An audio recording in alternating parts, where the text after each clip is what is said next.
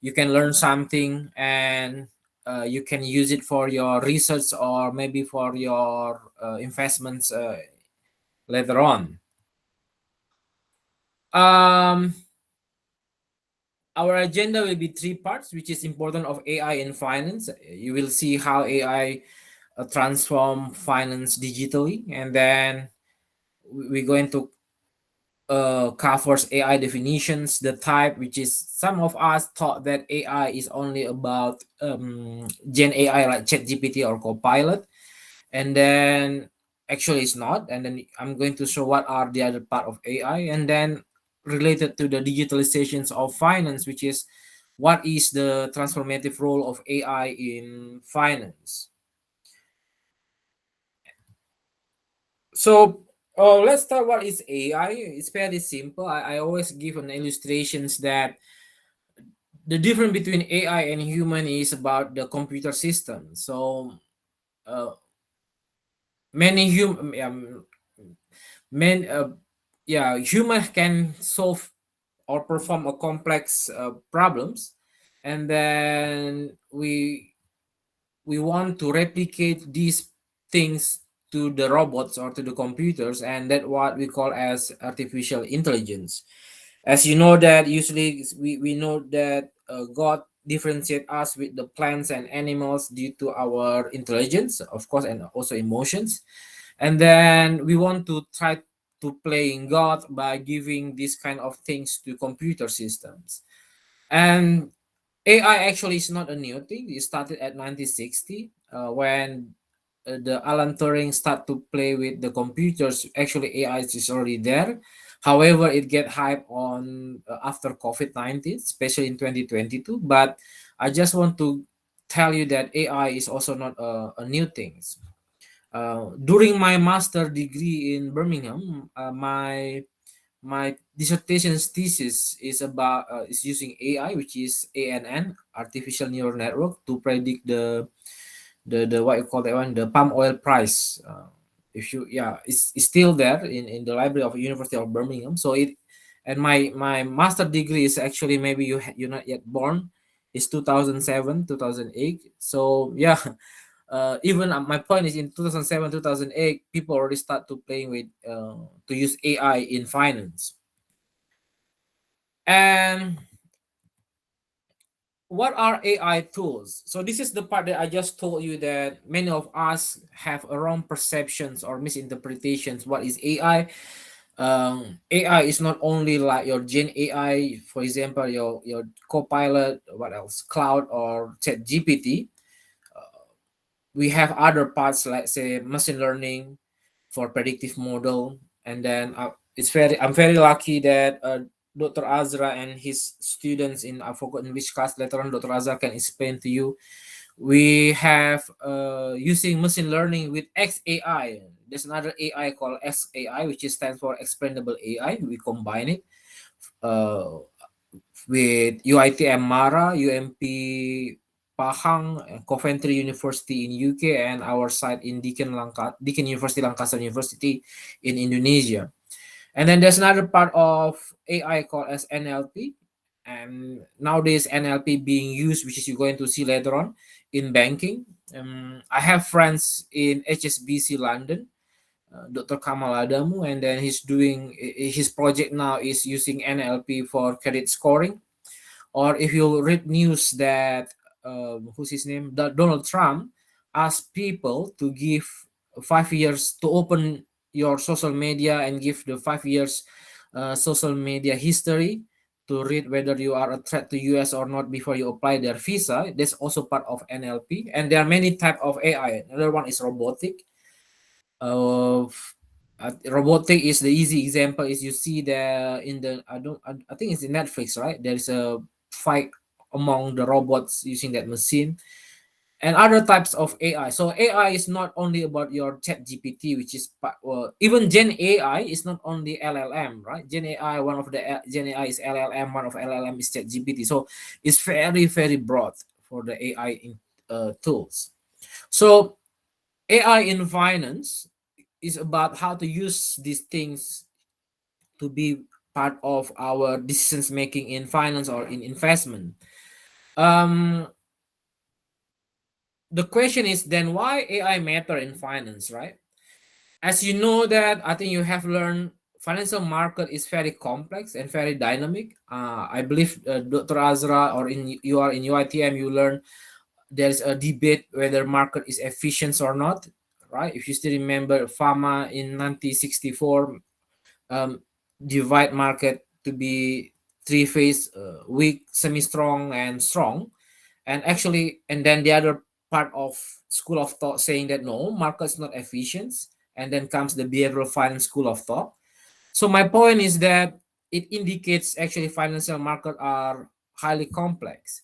It's not only in Malaysia or Indonesia or in Singapore. Even you go to US, you go to Japan, you go to UK. Financial markets are always complex, and you cannot predict it.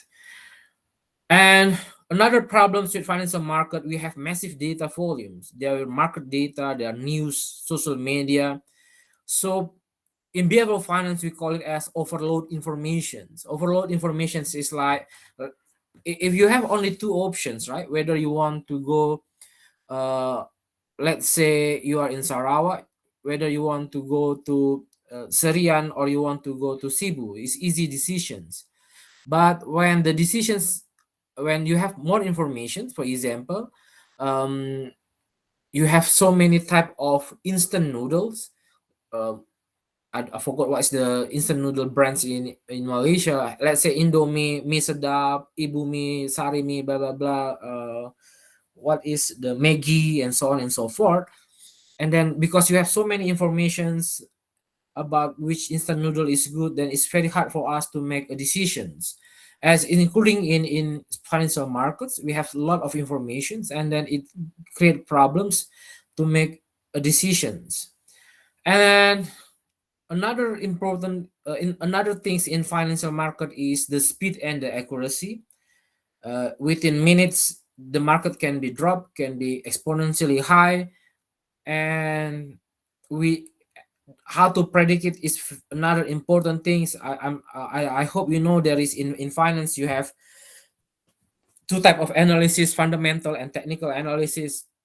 And people until today still arguing how accurate is fundamental analysis, like what you learn in class, such as the multipliers like price earning ratio, price book value, or you're studying with maybe with Dr. Azhar or with other lecturers studying about discounted dividend model, discounted cash flow, or residual income valuations.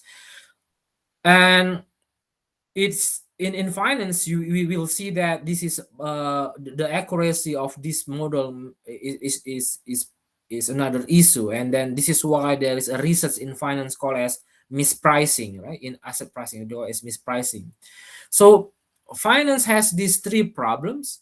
Therefore many companies start to use AI to solve these problems. I give you example, BlackRock's, which is more famous as the company using Bitcoin for their investment in their ETF. So BlackRock actually they use AI for portfolio optimizations. So AI in finance means that because we have a lot of complex data, very massive, and then we put it in AI, and the AI will give us insight, and then we have to make decisions making. So please remember this process, because in finance, in the end, the one that make financial decisions making is us. So this includes when you are writing something using your chat GPT. Some lazy student, I believe it's not you, there are other lazy student, when they go to chat GPT and they simply copy paste it, which is wrong. Why? Because AI, like chat GPT, Gen AI, their job is not to make decisions like giving the answer from whatever question that you give. um, AI, all of AI, including Gen AI, XAI, NLP, and other things, is only give you insight.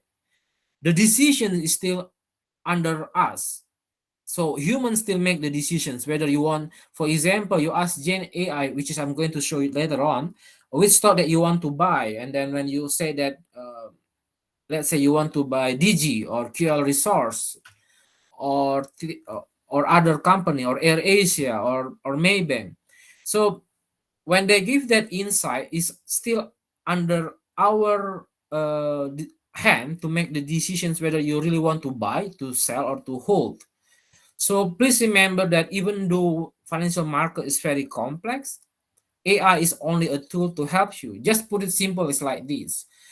During the ancient, not ancient time, long time ago, when during the Homo erectus peoples, uh, they use stone to cut things, right?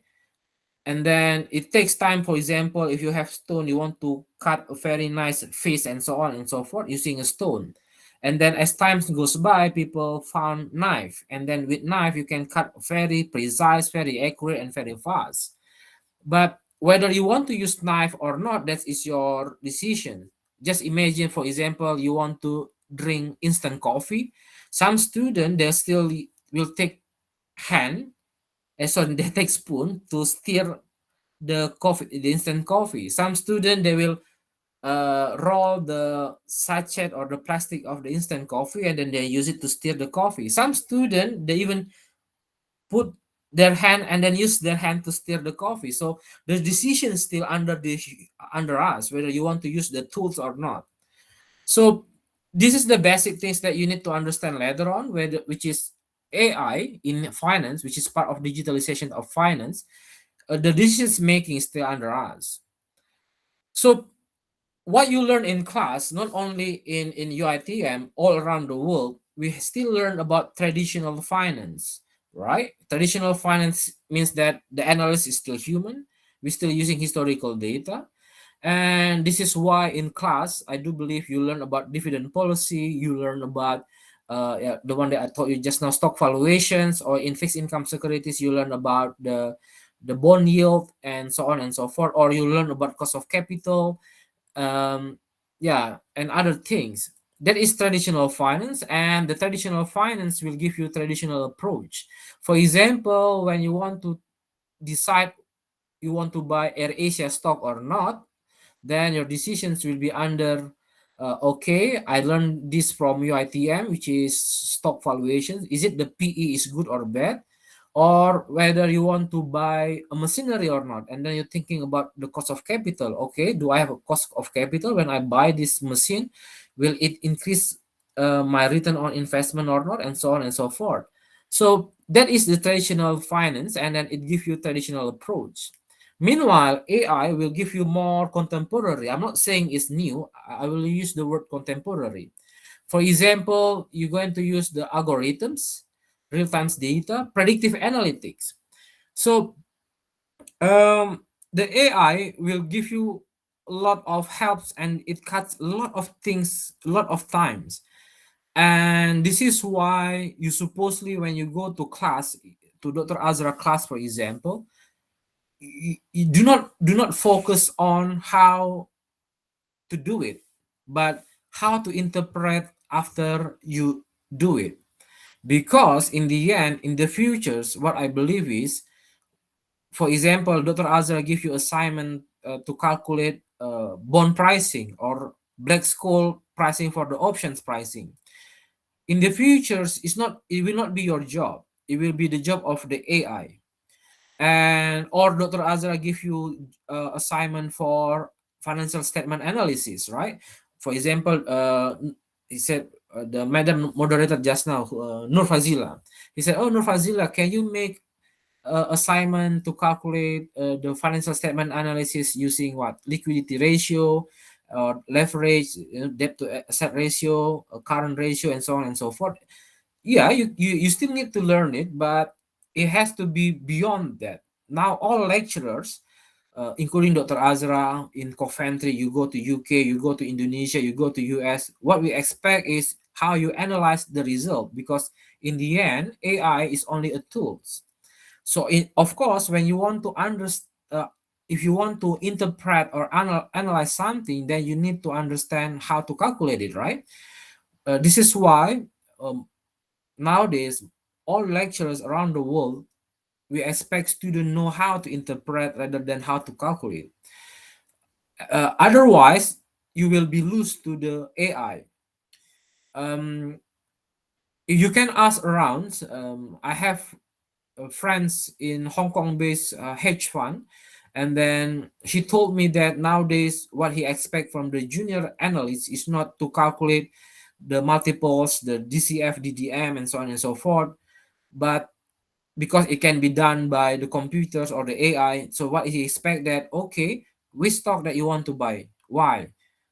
For example, palm oil plantation stock, right, like Sam Darby, but why? So it has to be beyond that. You have to answer why questions rather than to only calculate it. So uh, sometimes students complain that why the lecturers nowadays is quite different with the time of our your maybe your brothers or your parents, right? Because your times we're gonna be tougher, as you can see here. Is there any company using AI driven? Actually, most of company nowadays using AI. One of the big company that you know is JP Morgan's. So what are the key objective of AI in investment? This is very straightforward, super straightforward actually. It's for efficiency because it will be automating repetitive tasks. I don't know how many of you know about technical analysis. You know, when you want to predict, when you want to buy a stock price, then you make a candle charts or MACD or moving average, drawing the line. Nowadays it's already automated, so you no longer need it. And because AI will do it, the job, your job is to analyze or to interpret, okay, the morning star candlestick say buy, then you have to explain why. And then for the predictions, forecasting market threats and risks, which is I'm going to show it later on also, is no longer your job, it's AI job. So what will be your job? Your job is to explain why you want to buy, hold, or sell the stock, or why you need to buy the new machinery, or why you need to do merger and acquisitions, and so on and so forth. AI also make everything become personalizations, which is good. During my time, I do believe also during Dr. Azra time, when you learn finance, we always emphasize on trading companies, right? However, maybe when you learn trading company, it's not suitable for your futures because nowadays a company become more complex. But AI can help you. No, no, it's not necessary that you only have to learn how what trading company or merchandise company or manufacturing company, because AI can help you more on giving a broader perspective. That's the word, broader perspective. Please remember that AI only give you broader perspective. And the example is robot advisor. In finance, in personal finance, many company now, if you are later on going to personal finance or wealth management, it's not when I was in UK, when I'm teaching in UK, there are many company now saying that, example, Betterment, Wealthfront, there is Octo. I really like Octo is because the co-founder is a, a 25 years old lady, which is very young, and then she got funding billion now, which is good. And then I asked her, so what make your personal finance apps better than the others? And she told me that nowadays when the client comes to me, I just need to open the recorder and the AI will read it using the NLP, and then it will goes to the computer, read it. Okay, for example, let's see who's here. Alexter, because in my screen I saw Alexter here. So he said that, okay, Alexter, so with your profile, with your objective in 3, 5, 10, and after retirement, you need to invest this and this and this, or you can also invest in this and this and this, right? And then AI will do it, not the human anymore. Of course, as the financial advisor, we're going to see the report. Okay, Alexter, you have five choices, and then before I propose to Alexter, I have to interpret which one is actually best for Alexter, right?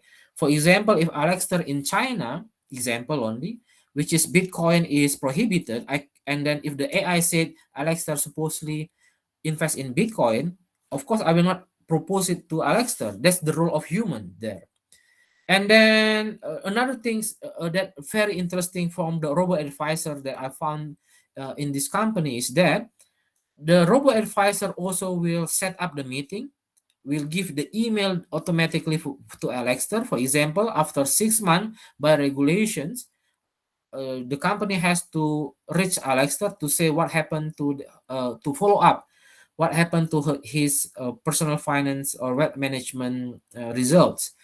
And the report is also automated by AI.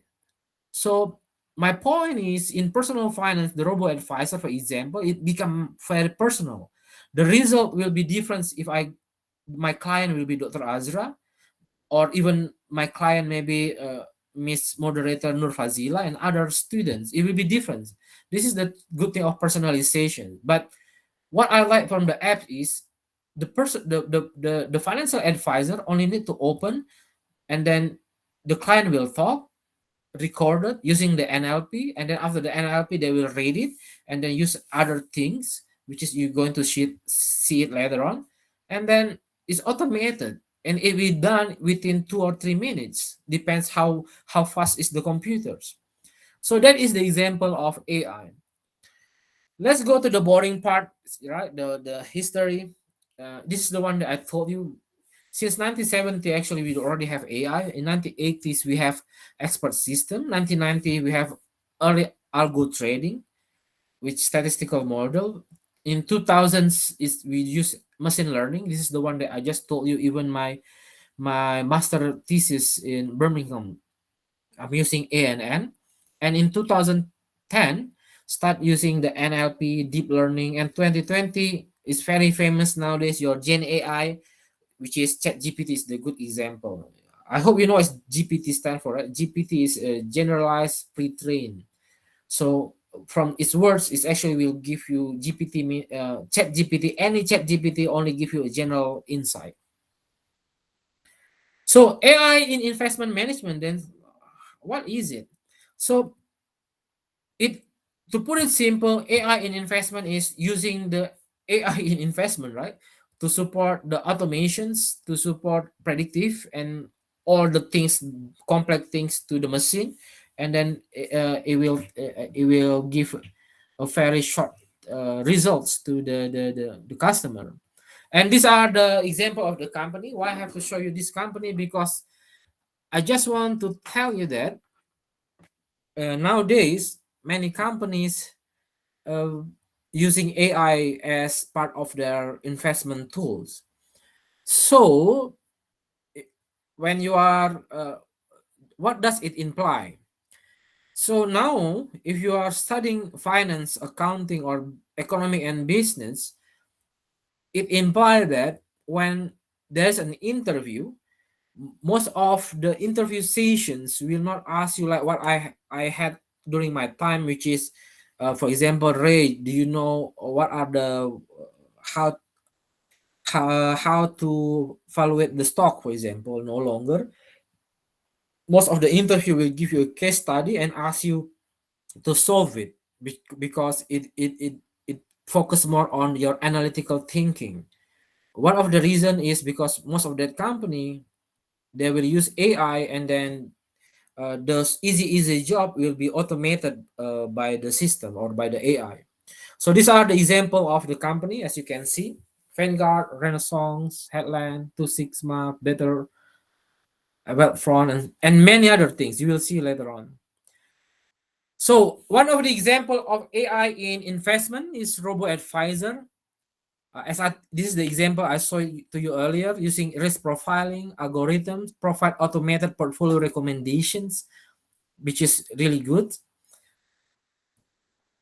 And another example AI in investment is algo trading. So algo trading, the most famous one is Renaissance Technology. He has one hedge fund called as Medallion Fund.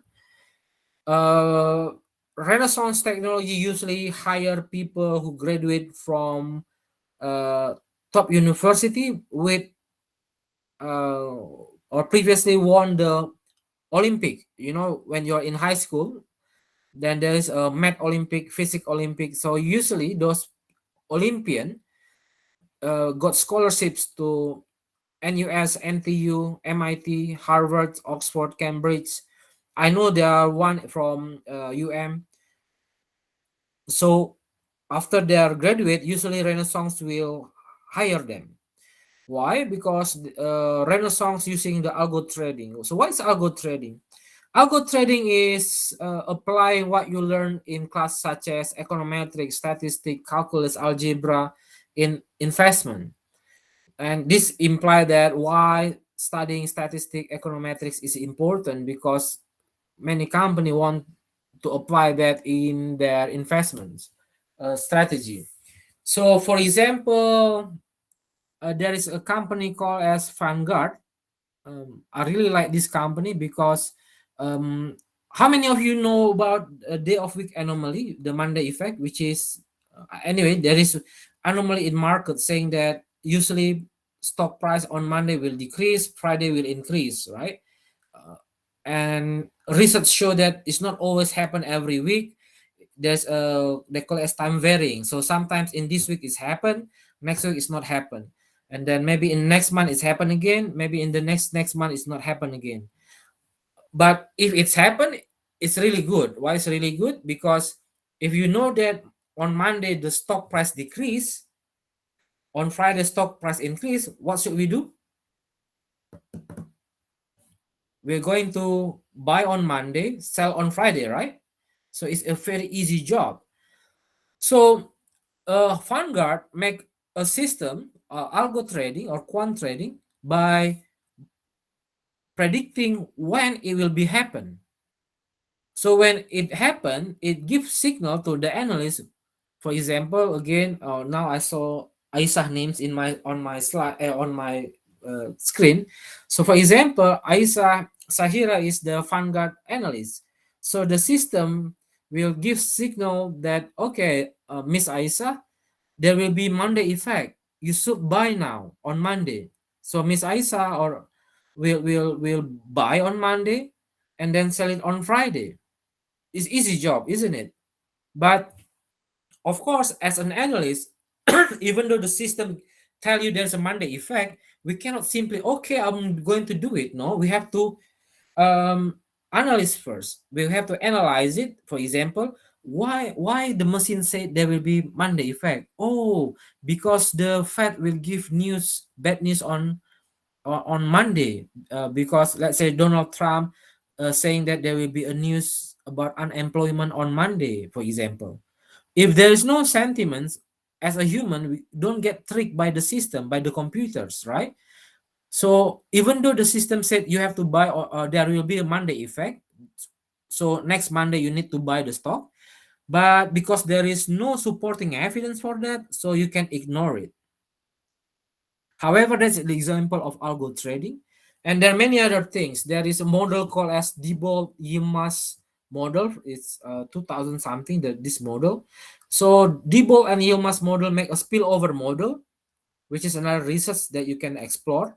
So spillover means if there is a shock in the market, and then to which stock it will uh, this shock will affect to which stock first. Let's say it will affect Maybank first, and then if it affect Maybank first, what is the next step? Will Is there any spillover to other banks?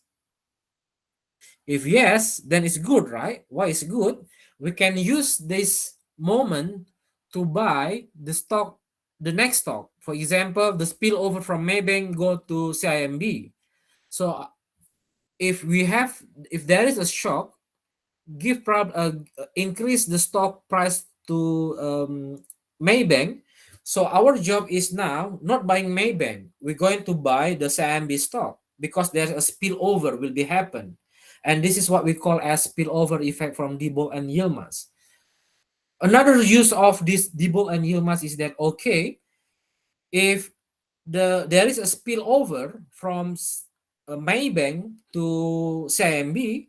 So what we're going to do is we cannot take CIMB and Maybank as one portfolio, because there is no point if one stock increase, another stock increase, so there's no portfolio benefit. So there's another benefit using the spillover effect. So yeah, that's one of a good example of algo trading, the real example.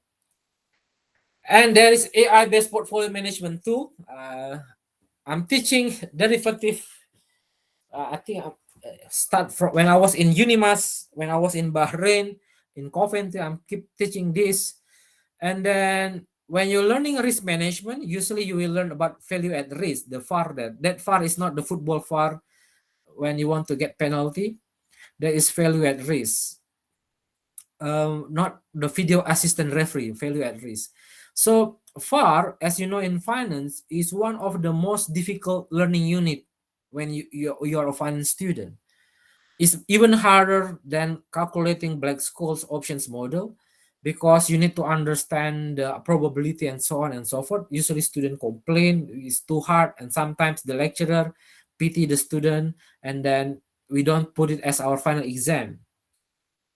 Surprisingly, in the real world, when we use AI, VAR will be automated, and then they will give us the optimized diversifications. This is why, again, I told you from the beginning, you need to understand what is VAR. How about if we pass the VAR threshold? How about if we, what you call that one, we change the value at risk significance level? So we need to know how to interpret it rather than focus on how to calculate it. And it's used by many institutional investor and fund manager nowadays. It's really automated. And this is the one that I just told you, the NLP for the market insight. You can read the news, earning calls, analyst report, social media. If there's a lecture, if there are lecturers in these sessions, there are lecturer doing. If you are doing qualitative research, right? What we usually do is we put our interview to the Atlas or to the Envivo, and then Envivo we ask them to analyze for us and then make the postulations. But NLP make better than that. Will extract the sentiment, positive sentiment, negative sentiment, which is really good, and you can apply it in the investment decisions. I'm going to show you the example after this. And there's AI in investment automations. For example, it answer customer queries, profit-based investment educations, profit automations. Example is this is one of the software, not of software, the apps. Let me go there. Let me stop sharing. Let me give me time to go to the website. So bytrader.id. But this is Indonesian based. Let me share it to you. Okay. So this is how it looks like.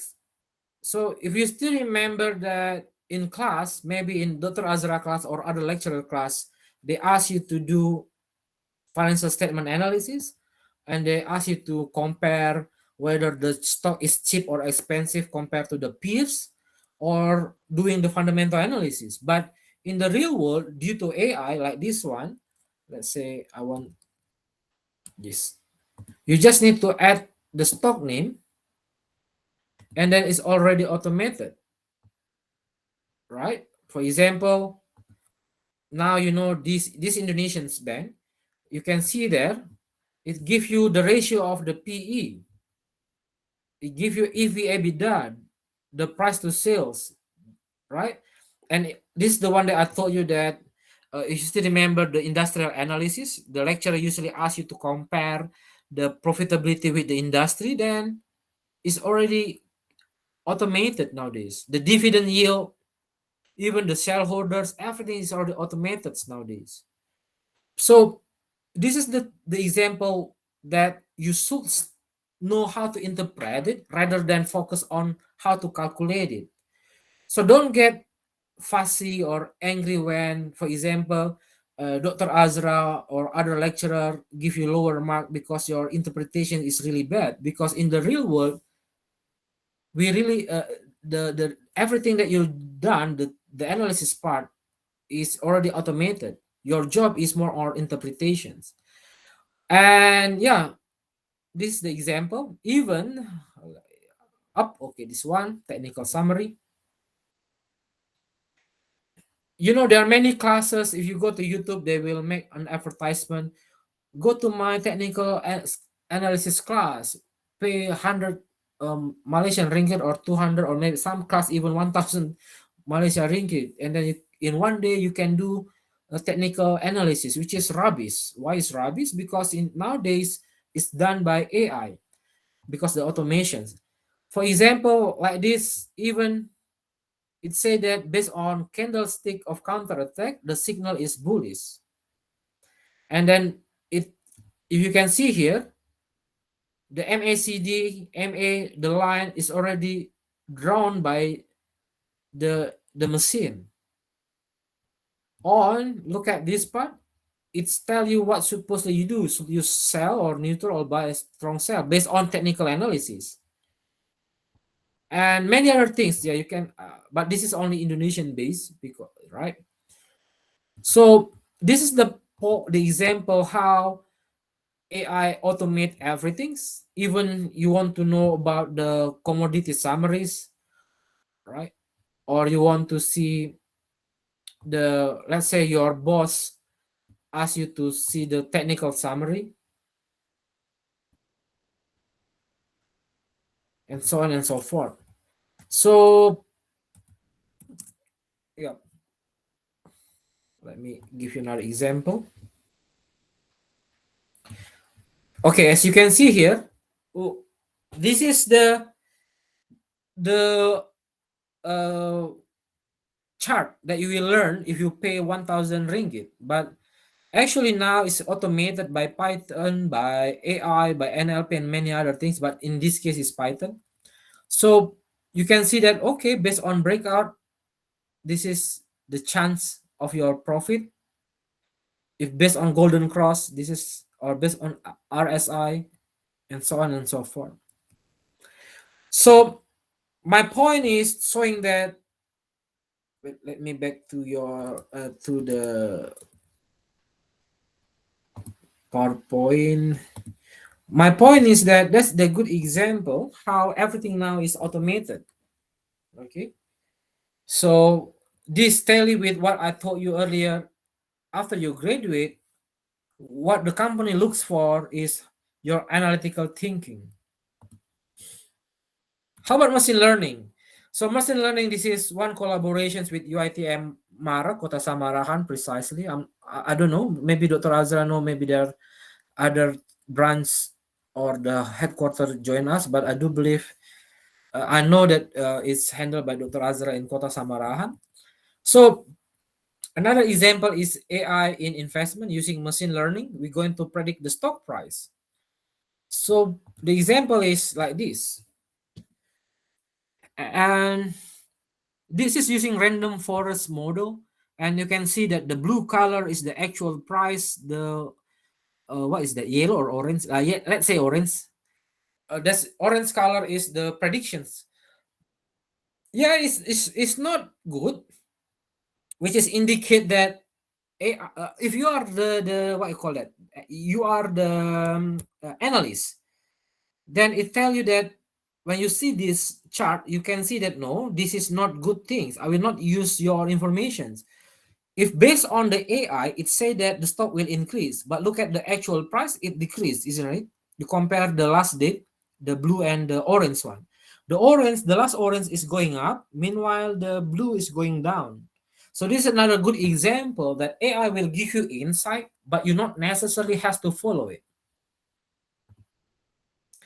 Are there company using this for the predictive model? Yes, Poleon, Two Sigma, and so on and so forth. And this is the example. How is the performance for those company using AI in 2021 when the market is really bullish? Look, the quant fund, they are not doing a good job. They have negative return. However, other company using, for example, this is using equity long, or let's say value investing strategy, is perform very good. Or the green color is using multi strategy. And where else? This red color is using long bias, which is the behavioral finance things, is perform better than those who are using machine learning. Why? Because again, this is to tell you that AI, you cannot simply follow it. The decision making still under you. AI is only a tool. That's the point. And there's another part of AI called as NLP, which is stands for natural language processing, and indeed your Gen AI, which is your LLM. So NLP works for market sentiments. It reads any news, from many newspapers online, and then they can make the sentiment, and then they can read the investor mood. Why is investor mood is very important in finance? Because as you know that when the mood of the market is good, means the market will go ups, right? We call it as bullish. When the mood of the market is bad, then the market will go down, which is we call it as bearish. So NLP will give you insight whether the investor mood is good or bad based on the the news. There is another approach called as Twitter sentiments, but nowadays not many people using Twitter anymore. So many company no longer using Twitter or Facebook as the sentiments. And the problem is they want to do sentiment based on what so called as TikTok, but it's very hard to read the TikTok API, and you know that China very stringent or very rigid in providing API for TikTok. Therefore, uh, so far there's no NLP using TikTok. But if there is, I think it's much better. Or who knows, after you graduate, you want the one, or you build a company for the NLP. Or if you still remember in 2016 about the Brexit, you know Brexit when UK outside of the went out from EU. There's a company called as Cambridge Analytica. You can Google it, Cambridge Analytica. And Cambridge Analytica used the NLP to read the sentiments of people in Facebook. And then when they see the sentiment is good for the what you call it one for Brexit, and then they give the news about why Brexit is good. And for example, let's say Dr. Azra believe Brexit is bad, so I'm going to give news about why Brexit is good. So this is the reasons why in 2016 UK out from the EU, because they got the algorithms for Brexit.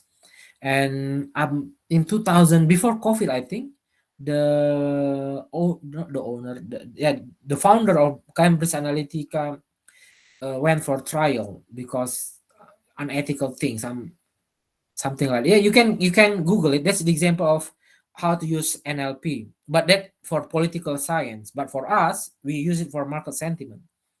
And then there's generative AI, which is, you know it, you have done it. I don't believe no student not using ChatGPT nowadays. I'm not sure what is the policy in UITM, but in Deakin University, Lancaster University, we are there are certain model or certain course you cannot use AI. Certain we call it as red. It's like a traffic light, which is red means that the course cannot use Gen AI or any AI. Amber or yellow, it means that the student can use Gen AI to give insight only. Green means the student can freely use AI but responsibly. So yeah, you can apply the same in investment or in finance, and it can create the new content and scenario to support your task, right? But using this what so called as NLP or Gen AI is really helps the investor. The example is ChatGPT, right? The Gen AI in investment.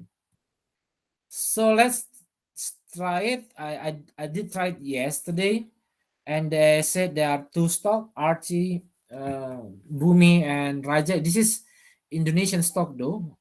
But my point is, I'm going to show you that when I ask ChatGPT what stock that I supposedly buy uh, today, today means on Friday, not today, and then they give me this example. So let me stop share this. Let's check whether it's a good things or not. Let me go find Yahoo.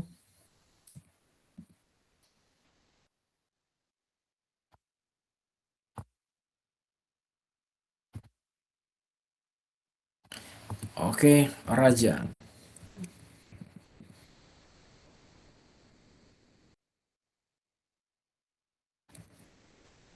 Okay, this one. So the ChatGPT told me yesterday I supposedly buy Raja. Look, problems, right? This is another example. Just imagine in the morning, I opened the ChatGPT because I also WhatsApp Dr. Raja yesterday morning, and then I go to the ChatGPT, ask what stock so I buy this morning, and then it said that by Raja Rukun Raharja. And look, if I buy the stock yesterday morning, I lose 1.115% already.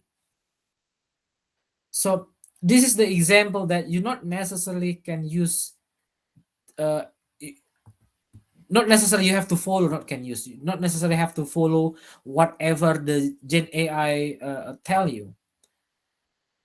So this is one of good example. I hope you lesson learned. And then let's go back to the PowerPoint slide. Share. And then look at what the chat GPT told us. Raja have potensi bullies karena anyway this is Indonesian because I asked him in Indonesians. Karena breakout pada pola technical blah blah blah, but no, it's not. So one good example. And if you are following the news, actually the OpenAI is the company make the Chat GPT, already make announcement in 3rd November, as you can see there. Even in the 4th November, the news came out saying that Chat GPT restricted for giving medical, legal, and financial advice. So it say that you cannot ask Chat GPT for giving informations about your medical advice. For example, you feel what? Your heartbeat is very high when you are asleep, and then you ask ChatGPT, my heart beat very very large, very fast when I sleep. What kind of food or drinks should I drinks or eat? So OpenAI say no, you cannot do that. Or for example, you before you have a boyfriend or girlfriends, and then you share, for example, you buy your boyfriend or girlfriend luxury goods, right? And then you ask ChatGPT, I just uh, break with my boyfriend or girlfriend, but I give him or her uh, presents, a very expensive present. Is there any legal what legal advice for me? How can I take back the presents? So ChatGPT cannot give you the legal present. Of course, there is information from ChatGPT, but OpenAI said no. That's not. If you follow the advice from the ChatGPT, it will not be our responsibility because they already make announcement. They are not giving medical, legal, and financial advice. So, is there any research using ChatGPT for investment? Yes. The name of the researcher you can Google it is Alessandro Lopez de Lira, and then we can go there, no problems. Let me share.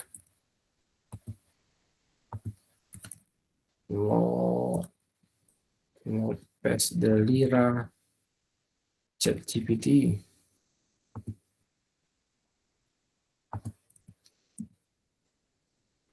Let me share to you. So this is one of example of research using ChatGPT. Um, Actually, to be honest with you, I'm a bit what's the kasihan lah with to the Alessandro Lopez Lira.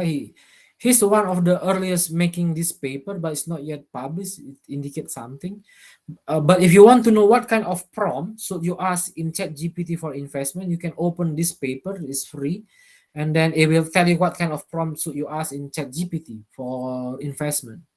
This this yeah.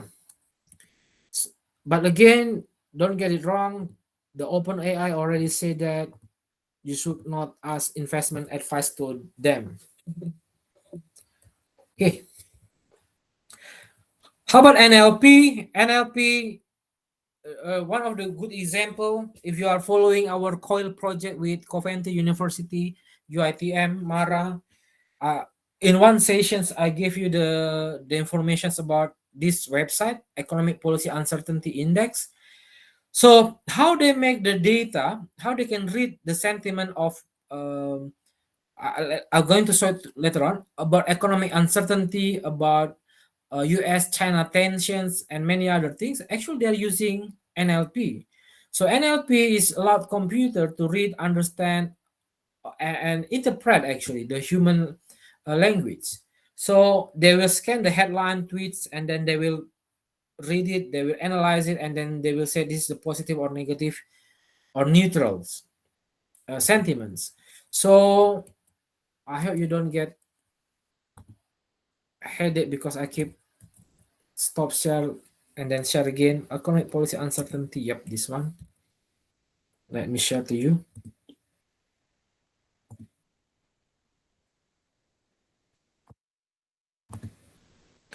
Yep, this the example. You can click it, and there are many data here, and this data is actually based on NLP. There's Twitter-based US-China tension, sustainability uncertainty, financial stress index, geopolitical risk, oil price uncertainty, and this is based on news which is using NLP. So, for example, let's say Dr. Azra or your like or whoever your supervisor in your year three asks you to make the dissertation, so for your final year research project, and then you can think about, okay, how about what will be the effect of oil price uncertainty to the stock price? So you can find the data from here. Or you want to investigate what is the effect of US-China tensions to the Malaysia stock price, then you can use this. Or what will be the effect of climate policy uncertainty to palm oil plantations stock returns in Malaysia? Then there's climate policy uncertainty data here, which is based on NLP, and you can take the data from your data stream or your database in your university. And or trade policy uncertainty, as you know, Donald Trump nowadays is become crazier and crazier with the trade policy. So trade policy uncertainty, you want to test, is there any effect of trade policy uncertainty from US to Malaysia exchange rate? Then you can use this data and then you take the exchange rate from your data stream. Or infectious disease. But my point is, all data provided here is actually based on NLP, and then they will read the news, and then they will, let me click it. Yeah. And they will make the data. So you just need to download the data like this. Or US, because now the famous one is either trade policy or US China tensions. Let's click it. And so you have the download data. You can download the data here and then test it for your final year research project. For example, how will it affect, Malaysia is very famous for semiconductor, and there are many semiconductor firms listed in Bursa Malaysia. Then you can test, is there any effect of US China tensions to your semiconductor industry and many other things.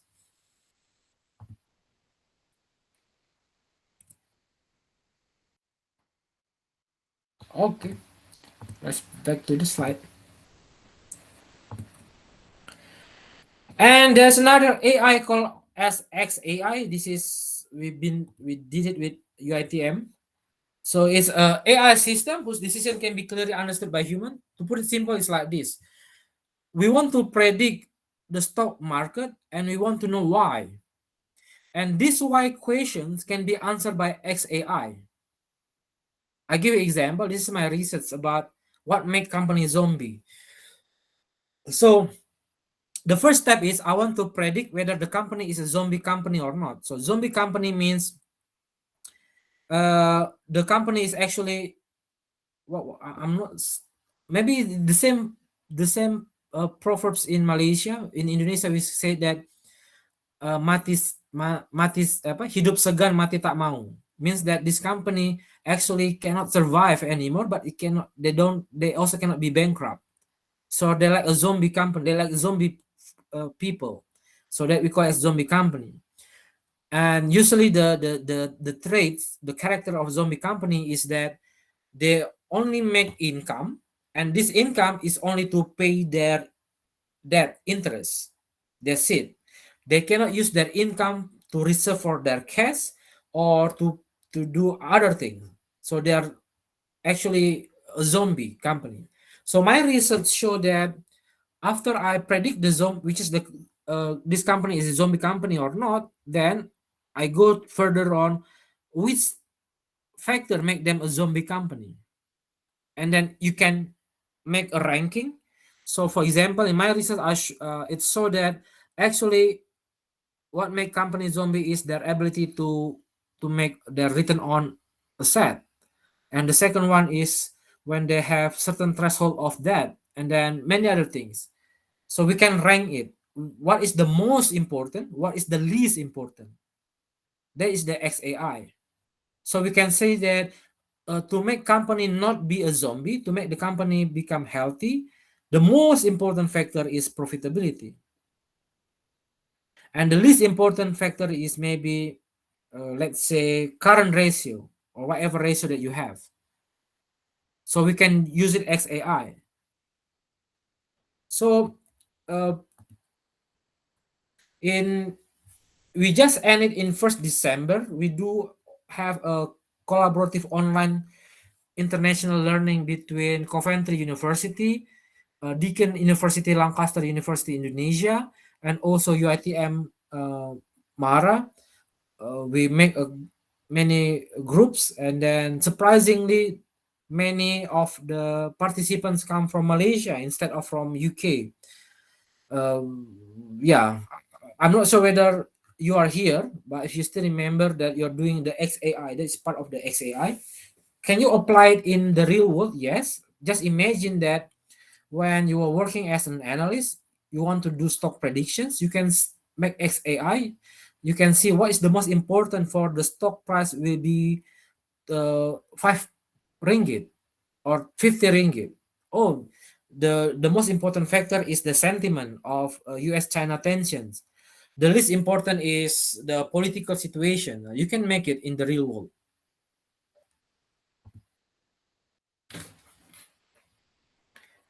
And we do also have portfolio optimizations.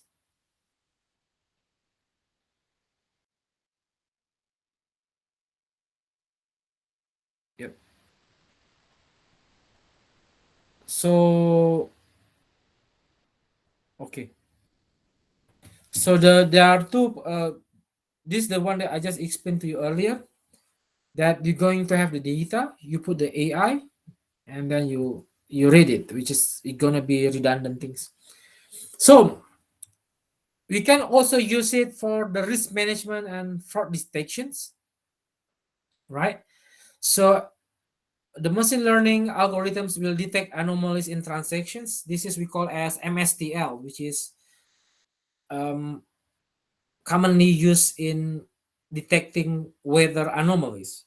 So in science, not in social science, but in science, there is a term called as multi MSTL, multi seasonal trend using LOES. LOES is the founder of the method.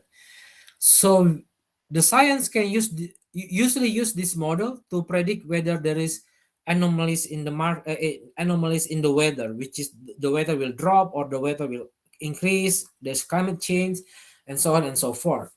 And nowadays, people in investment or in finance, they take it and then they use it to detect the anomalies. When will be this is the one that I told you earlier with the Vanguard. You can detect it and then you can use it to detect whether the anomalies will be happen or not. or you can also use it to detect uh, what you call it, fraud detections. Maybe why suddenly there is a lot of transaction in certain day, and then as maybe there's money laundering, so you can use it to detect the money laundering too, and there are many other things. So my point is, we nowadays AI being used to detect the anomalies in transactions. You can detect whether there is a money laundering or not. But however, when you got the data again, you read the data, you have to interpret it.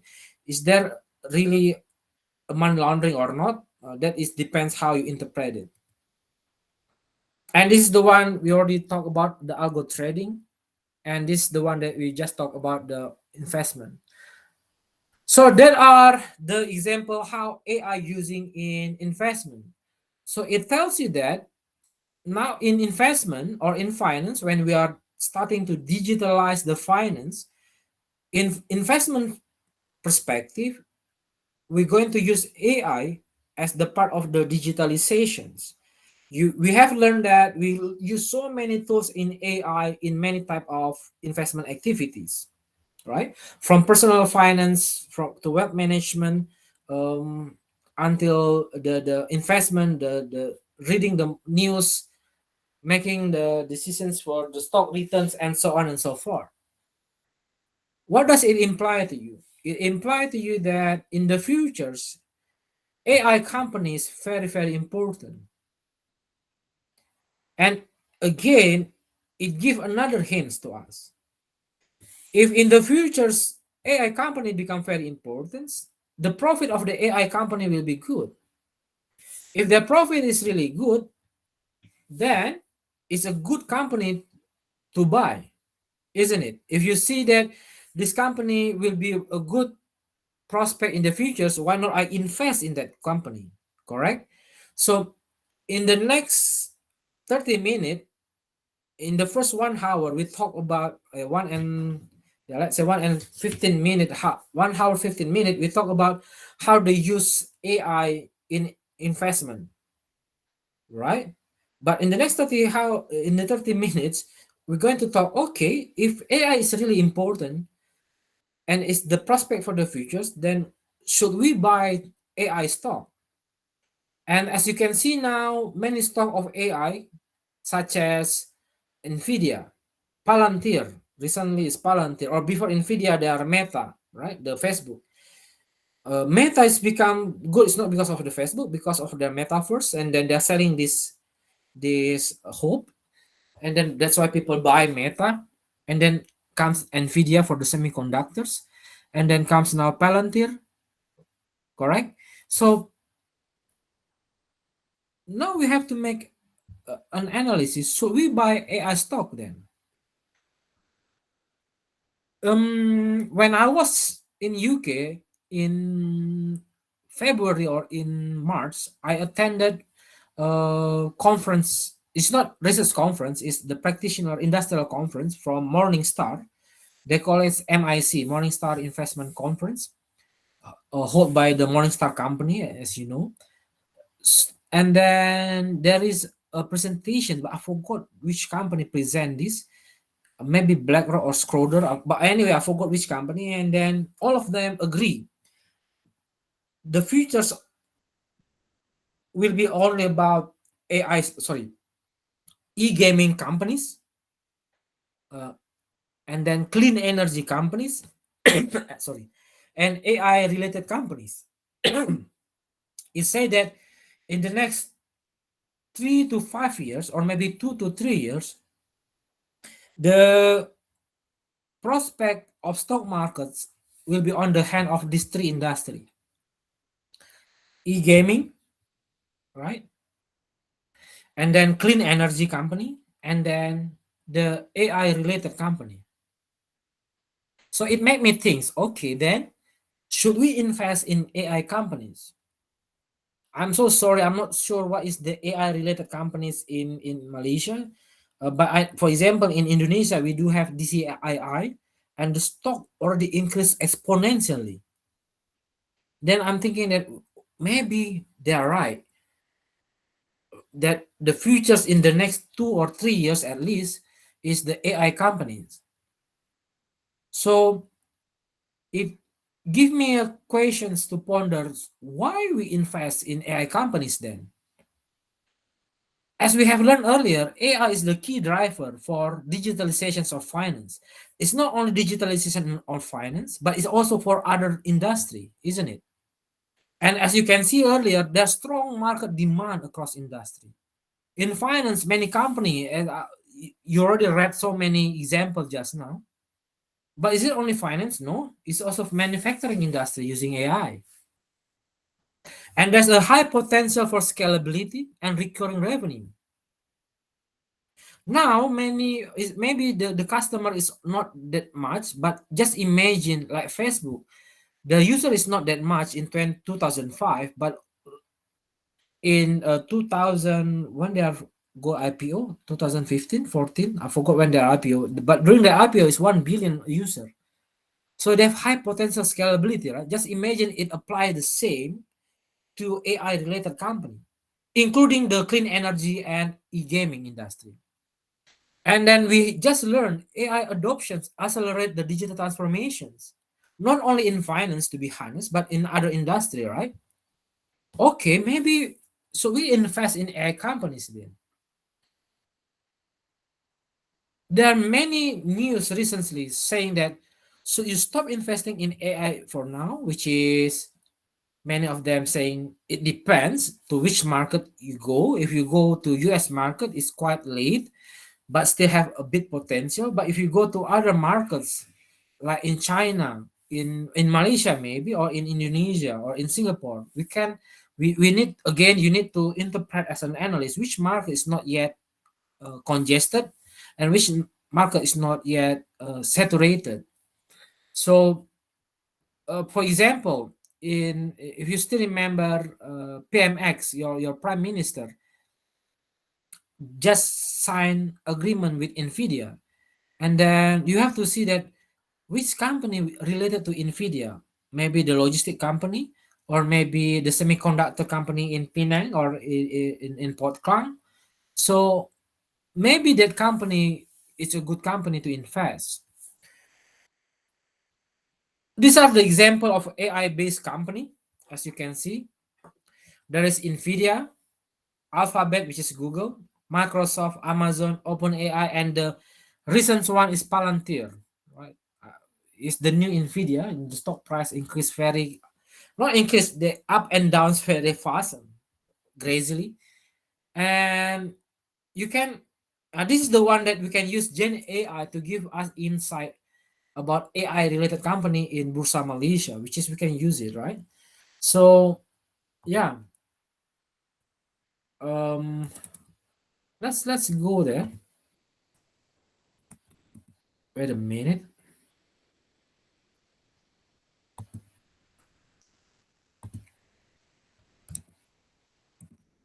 So I open my chat GPT. Then we can ask that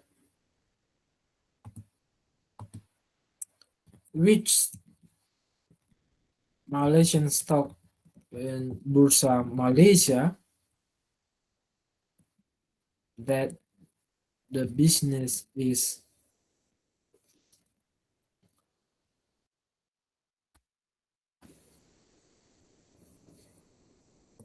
example.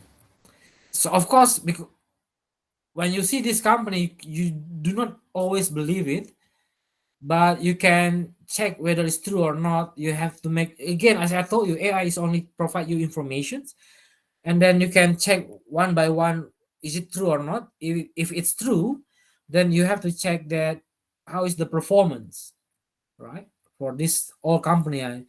Again, I apologize, as you know that even though I work in Sarawak for 7 years, Bursa Malaysia now is, I think, more developed compared than what I left 5 years back.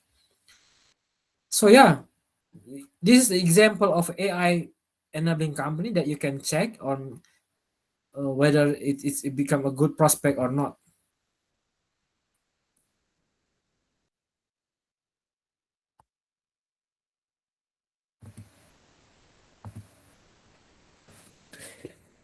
Again, this is the AI market growth trends. The global AI market projected 200 billion. The CAGR is 35%, which is crazy. And then it increased adoption in finance, healthcare, and many other things. As you know, many industries now using them. Not only in finance, in healthcare, um, cloud computing, big data, and generative AI. Like what you see, even I just used Gen AI just now.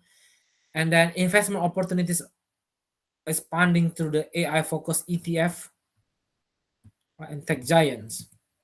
And this is the growth trends, as you can see, right? And these are the sector in AI. There's a cloud AI, there's robotics, and there's autonomous system like Tesla, Waymo, and so on and so forth. Or in Malaysia, we just see it earlier.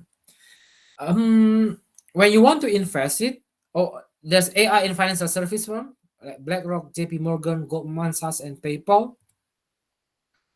Um, I'm going to tell you that there's an alternative. Instead of going directly to the AI related stock, for example, you can go to Global X Robotic or AI ETF. You, right, you can buy it but it's in US market. There's ETF called as ICER Robotic Artificial Intelligence. There is ETF called as ARK Autonomous Technology and Robotic ETF. There is private market related to AI, made by PitchBook and Morningstar, if not mistaken. Yep, PitchBook and Morningstar. So that then this is the alternative investment. It means that not necessarily you have to go to the stock market by buying them directly. There's alternative investment, which is the ETF, right? So one of the example of the ETF, as you can see, is the BOTZ, BOTZ, IRBO, ARKI. Or you can go to the Pittsburgh Morningstar private market. Then you can purchase the AI related companies there. So these are the example how you can invest there and what kind of stock should you buy or what kind of fund that you can invest.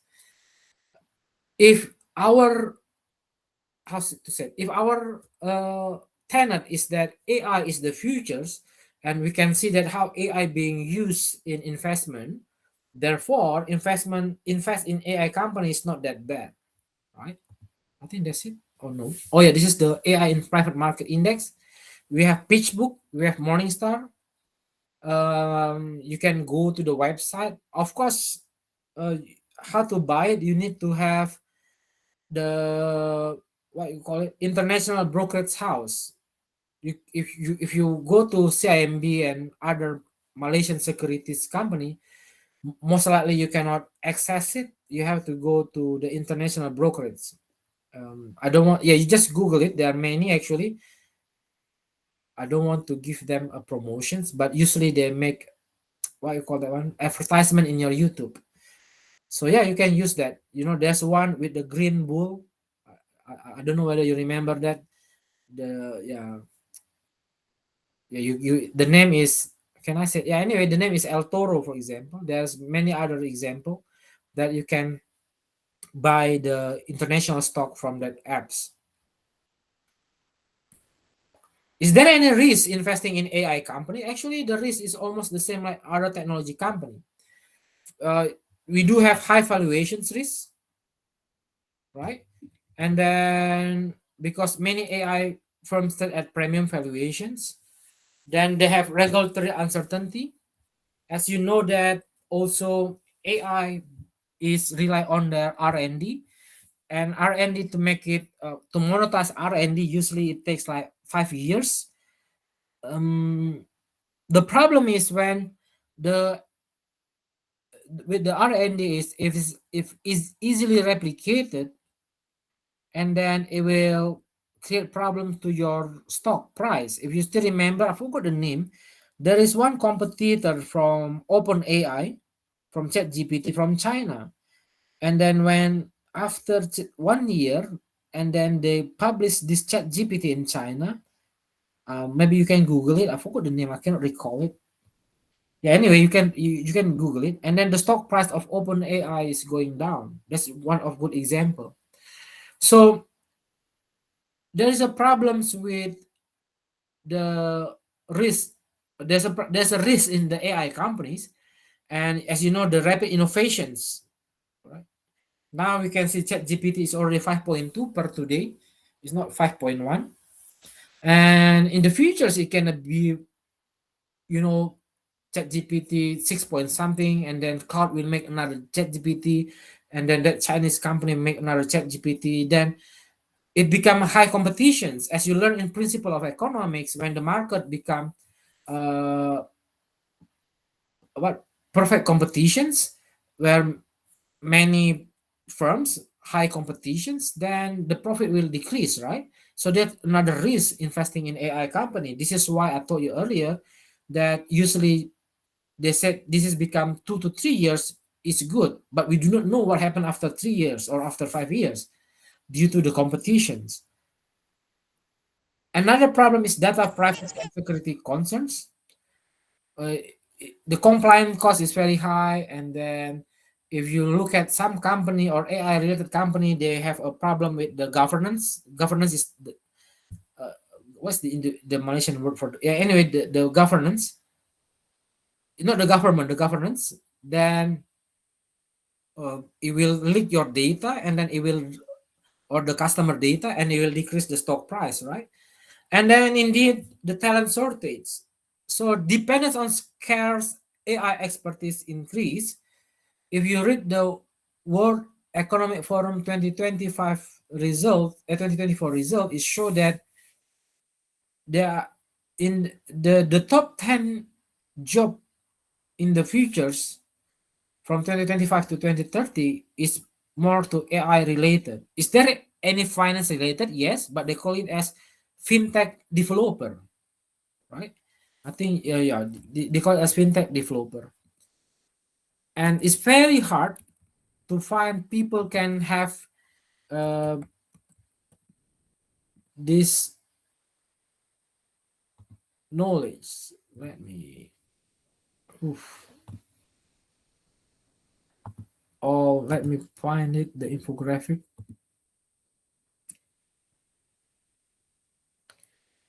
Mm, yeah, I want to find the figures, but anyway, you can look at. I found it, so I can show it to you.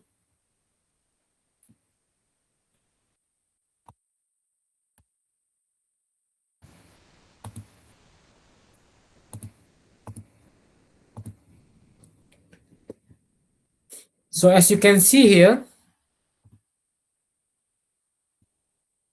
big data specialist is related to economy and business. Fintech engineering, of course, you know this is related to us. AI machine learning specialist, I'm not sure, but in our university we teach introductions to machine learning to our student. And then software and application developer, it means that you need to know about SQL coding. Our business analytics student, they learn this next trimester. And then what else? Data analyst and scientists. So these are the job top 15 job in the futures, and then it's related to finance. But as you can see here, it's not the traditional finance, it has to be the contemporary finance. If we still go under the conventional finance, which is, I believe I see it here, no? Oh no, there's no, it's bank tellers, cashier, and so on. So anyway, that is the example, and it's very hard to find people have this knowledge nowadays. And then because the talents is limited, so the AI company exposed to a risk, right? Because when not many people can do that job, then they don't have a good human resource. When you do not have a good human resource, then the company cannot run very well. But anyway, put that aside, I just want to tell you again, this is why you as a economic and business students, you need to understand how important to prepare yourself for that.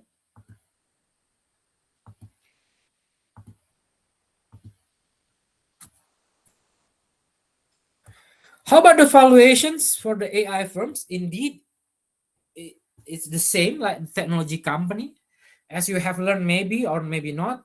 In the technology company, we pay attention on price to sales, which is this one,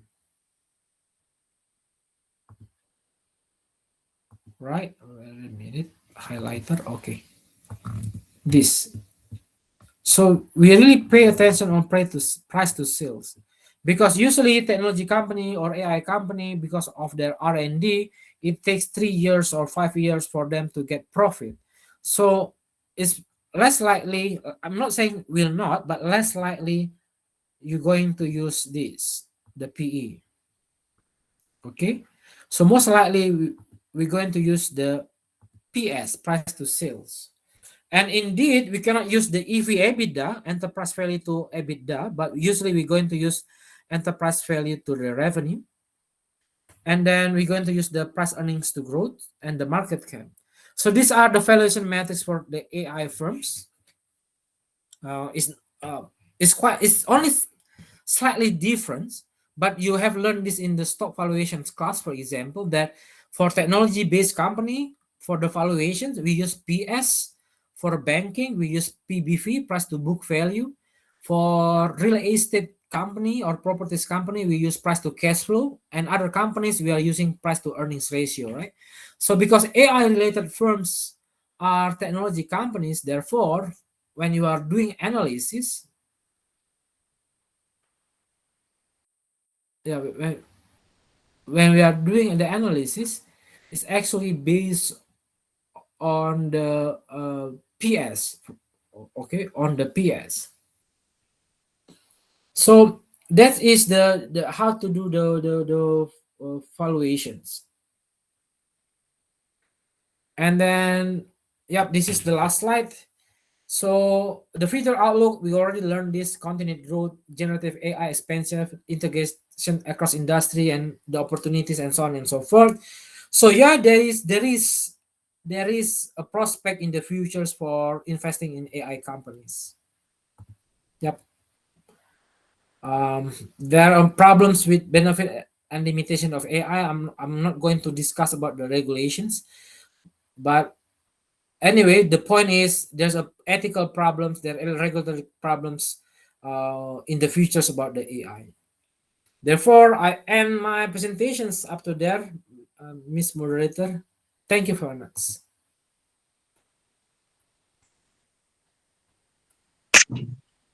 Thank you to Dr. Raina for the excellent presentation and generously sharing your knowledge with us. Your insights have certainly enriched today's program. So, ladies and gentlemen, we will now proceed to the next segment of our program, the Q&A session. We will only be taking 5 questions, and we kindly encourage all participants to use the raise hand button. So when I call your name, please turn on your camera and your microphone before posing your questions.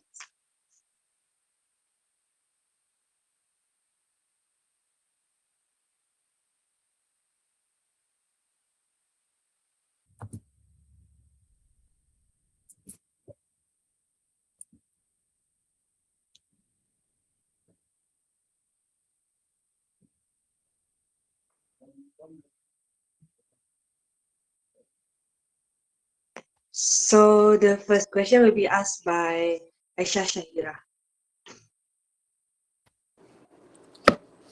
Hello, good morning, Dr. Ayanda.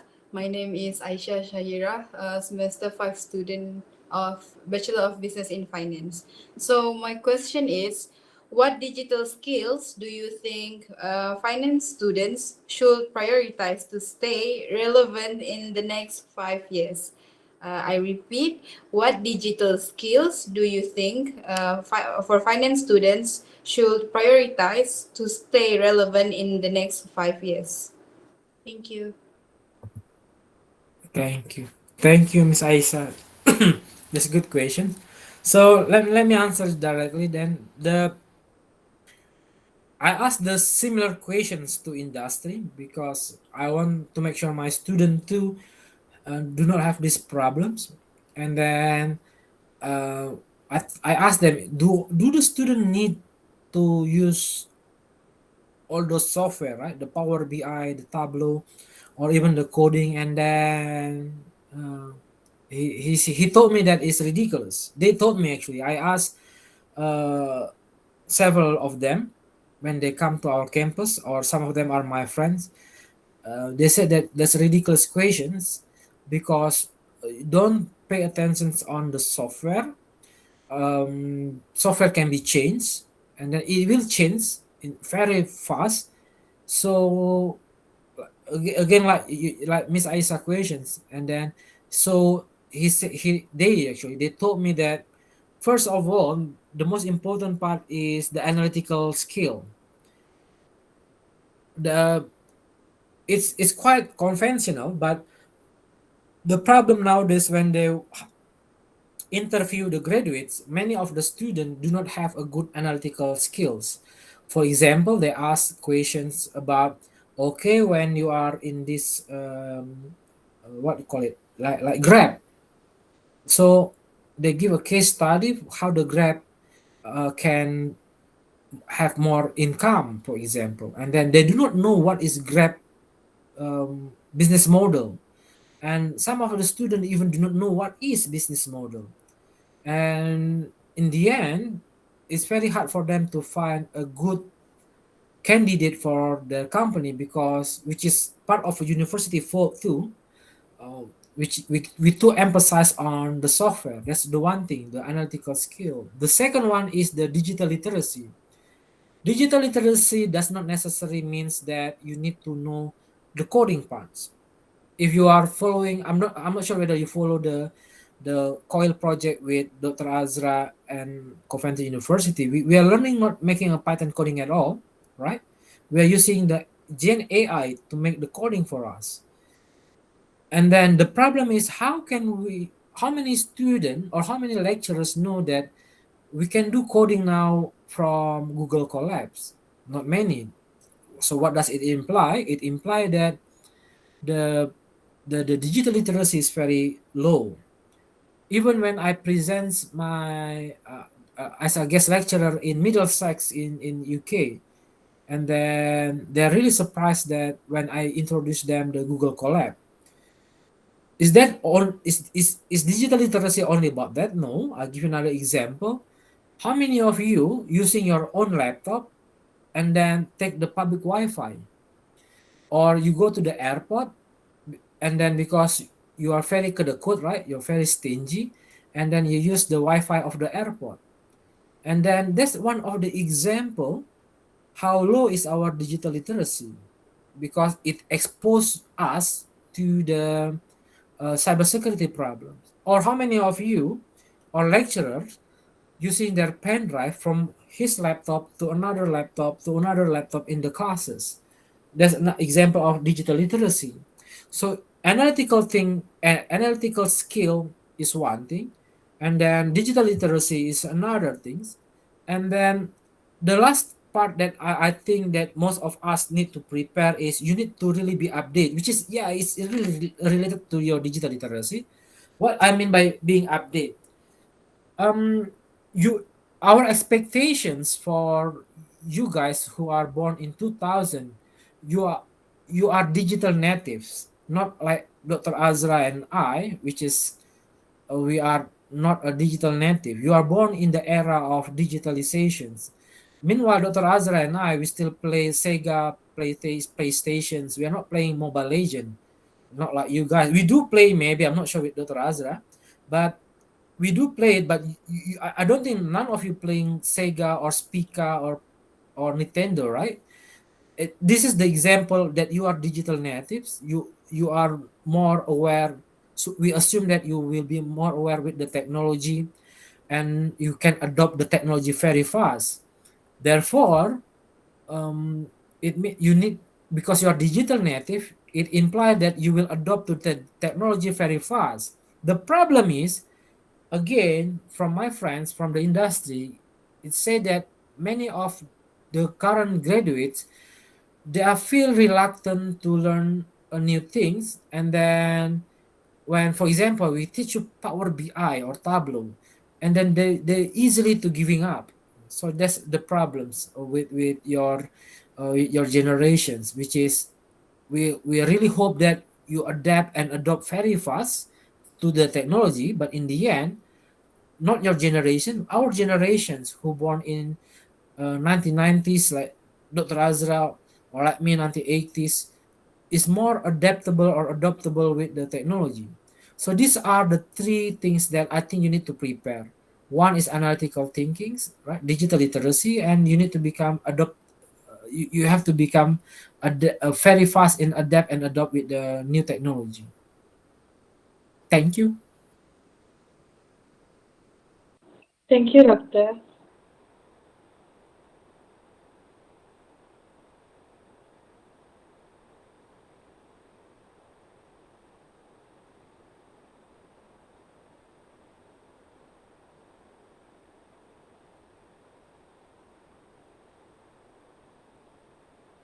So the next question will be asked by Jacqueline. So the question is, good morning to Dr. Rena. My name is Jacqueline Aaron, Bachelor in Management Plantations. The question is, what are the biggest challenges in adopting blockchain in the financial industry? Oh, that's good. Very good questions. Of course, the main challenge is expensive. Why? Not only the infrastructures, to have the talent knowing about blockchains is also expensive. So the biggest challenges for anyway, because I'm from finance, so for me is about the cost. Why the cost is expensive? Because again, the infrastructure is expensive. Having the talent is very expensive, and then not many research showing that applying blockchains give efficiency, but maybe not profitability. You know, in finance or in management, we learn that when the company become efficient, it's supposed to give us profitability, but not in the case of blockchains. So it has to be proven first. When the it blockchain give us more efficiency, and then it become make us profitability. Another notes for all of us here, blockchain is actually another technology, yeah, AI technology indeed. However, not AI, I mean not AI, digital technology. However, it's not necessary company has to use blockchains. If your company does not have complicated data, massive big data, and data security is not a big issue for you, so I don't think blockchain is necessarily have to be implemented to the financial industry. That's my answers. All right, so we'll move on to the next question.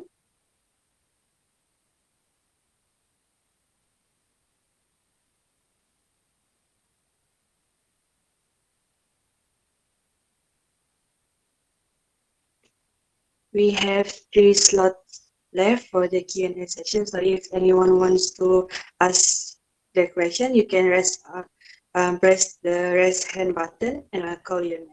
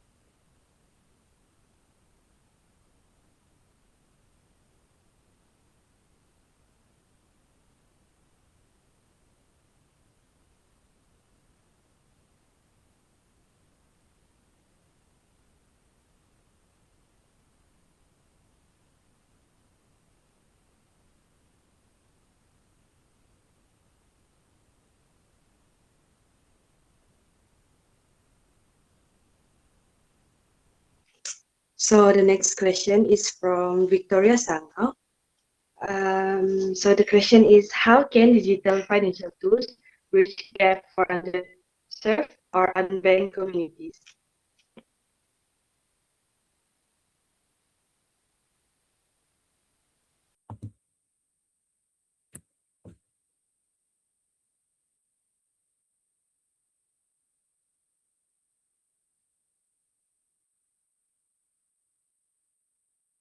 So sorry, what was it? I cannot hear just now. Oh, sorry. So the next question is, how can digital financial tools bridge gap for underserved or unbanked communities? So forget between, sorry, between who and who? Um, the question is, how can digital financial tools Oh, bridge yeah, gap for underserved yeah, yeah. or unbanked communities? So yeah, on the chat box, right? Sorry. So yeah, digital finance to bridge gap underserved and or unbanked community. Supposedly yes, but it has to be regulated. I just made a keynote speaker in last week in Kalimantan in Balikpapan. We talked about this, and um, yeah, the point of digital finance is make people more access to financial industry. I- because people that we cannot the process will be fast. As long as there's an internet, then you can open an account. If you don't have access to borrow money, now there are many other digital tools like P2, fintech P2P lending, for example, or other crowdfunding. Or now you have buy now pay laters or insert tax, like what like Victoria said. That's totally a good point. The problem is when we are not regulating it or the ecosystem is very bad, many of people use this for other things, and this is what being become a challenge in Southeast Asia nowadays. Not only in Malaysia, not only in Indonesia, around Southeast Asia, including Singapore. I'll give you an example. Buy now pay later is actually another credit card scheme, but for people who have low access for credit card, because it's not easy to get credit card if your income is not there. But people now use buy now pay later is for online gambling, right? And then people use buy now pay later is for consumptive things. For example, because now they got 1,000 from buy now pay laters, they can buy expensive goods. And fintech P2P lending, the peer-to-peer lending, it's supposedly for people who want to open small or micro, small, medium business. But now people borrow money, but they don't open the stall, the food stall. Instead, they use the money for other things. Again, the biggest problem in Southeast Asia, which is online gambling. That it's it the center was in Cambodia, right? So yes, Victoria, that's totally correct. Digital financial tool really bridge the gap because it gives a lot of alternative for us, not only to open account but also to reach more borrowing for or even alternative investment. I give you example like the peer-to-peer lending, buy now pay later, insert tag, digital wallet, what else, and many other things. It's very easy. The problem is maybe because of my hypothesis is because bad regulations. Due to the bad regulations, hence people exploit this easiness of digital financial tools. What they're doing, they use it for other bad things, like online gambling, which is very massive. I think when I was in Sarawak, when I was in Kota Samarahan, I forgot the name. Dr. Azra maybe still remember the name, that the place where I usually go for the coffee. And then even the waiter and waiters there playing online gambling. because it's so easy nowadays due to the digital finance, it's so easy nowadays to borrow money to open account. However, the purpose is not that. The purpose is, like Victoria said here, is to bridge the gap of undeserved and unbanked communities. But there is drawback, there's access that we really need to have a good regulations for that. Yeah. So yes, the answer is yes, because digital technology provide many tools, right? Many tools like the digital payments, digital wallet, fintech P2P lending, buy now pay later, what else, insurtechs, and so on and so forth. The problem is, now we are talking about the problem. The problem is usually people use it for other things. For example, over consumptions and then online gambling. Good questions, Victoria.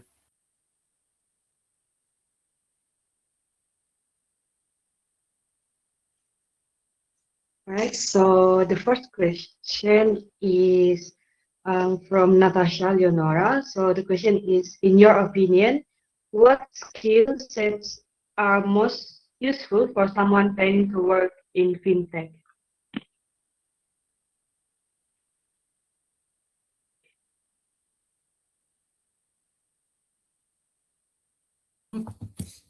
Yep. This is another good. So, what skill set? This is almost same with Miss Isa questions. Again, for finance, you need to showcase that you are not going to do admin job, because when you showcase that you're doing admin job, you will not get any job in the futures.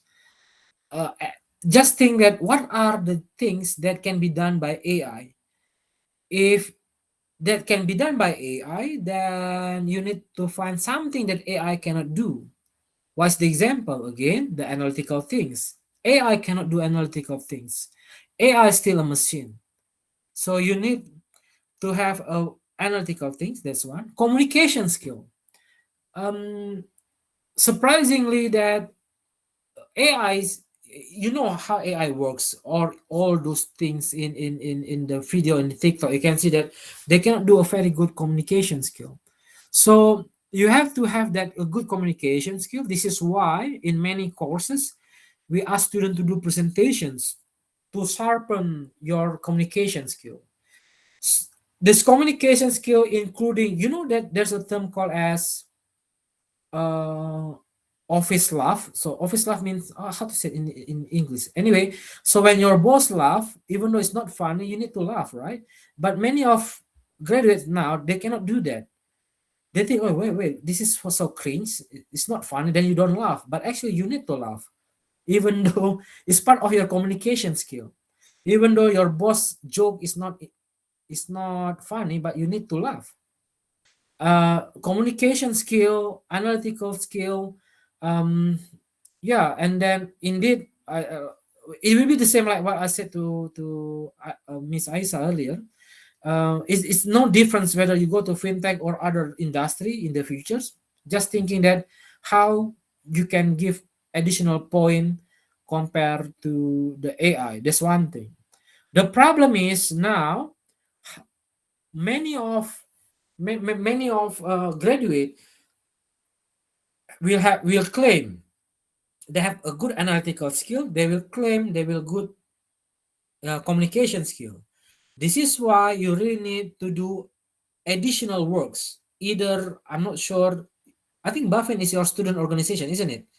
So you can join the student organizations to showcase that I'm different with the other students, or you can go for any competitions, or if your research project in the final year project, this also very important to showcase that you are different from the others, because your final year project will showcase how good is your analytical skills. And you can build your portfolio if you want. I give you example to close this one. People in MIT, from, or even my student here, from the first year they will have a lot of project, and those project they will put it in their GitHub database. And then why they have to put in GitHub database? So in their CV they will say that this is my project, project 1, project 2, project 3. And this is why Dr. Azra encourage you to join the coil, because coil is another example of your project. I've done this project. If next year or next semester have another project, just join it. So you can showcase that you're different from the others, because I do have the analytical skill or different from the others. Yeah, that's my answer. Thank you.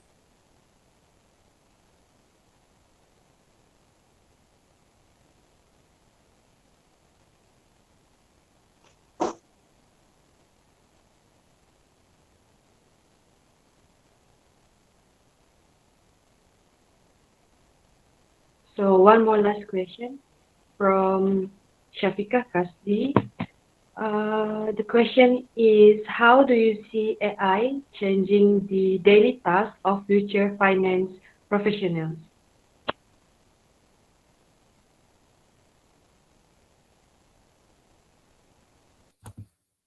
This is really good. How do you see AI changing the daily tasks of future finance professional? It changed a lot. During my time when I was working in the industry, at 7:30 we have to be in the office. There will be what you call that one, morning meeting, and the morning meeting have to be followed up with earnings call to other companies. And nowadays we're not doing that anymore. Nowadays we don't care with we do care, but we don't do that meeting, because the AI will do it for us. The AI will give us the report that, okay, this is the sentiment, the what, Baltic dry index price is this, SP 500 is this, and this and this. So no more admin things or simple things. So we directly, now people will directly got the report. You just need to read it, and that's it. So AI will change your daily tasks a lot. And in the many companies, investment companies, they are doing sorry, they are doing what, work from home things.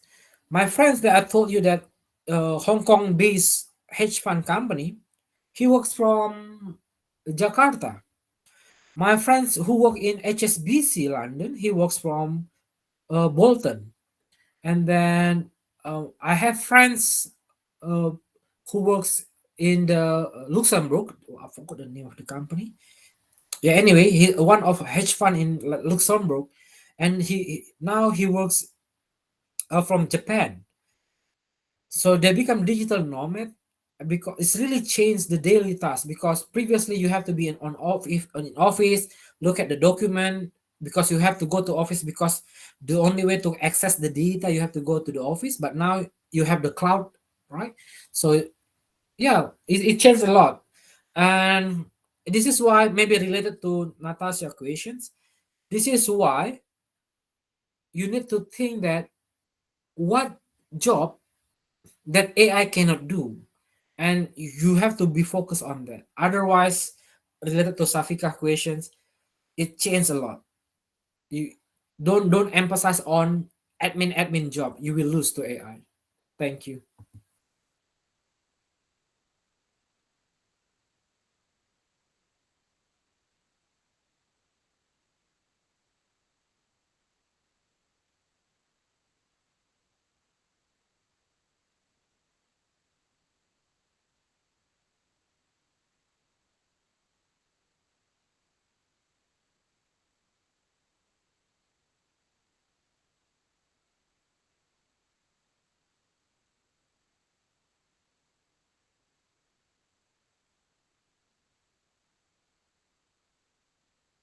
To the data for additional so insightfully, your engagement has through the energy. Now it's time for an exciting part of our program, the Kahoot quiz. This quiz is based on the talk we just had with Dr. Rena, so get ready to put your knowledge to the test. And to make things even more thrilling, we will be awarding the best participant win.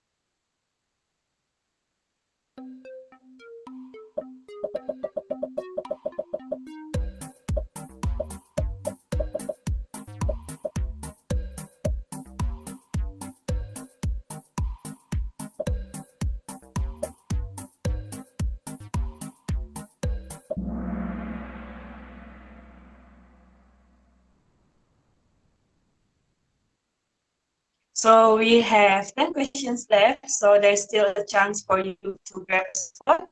on the podium. So next question.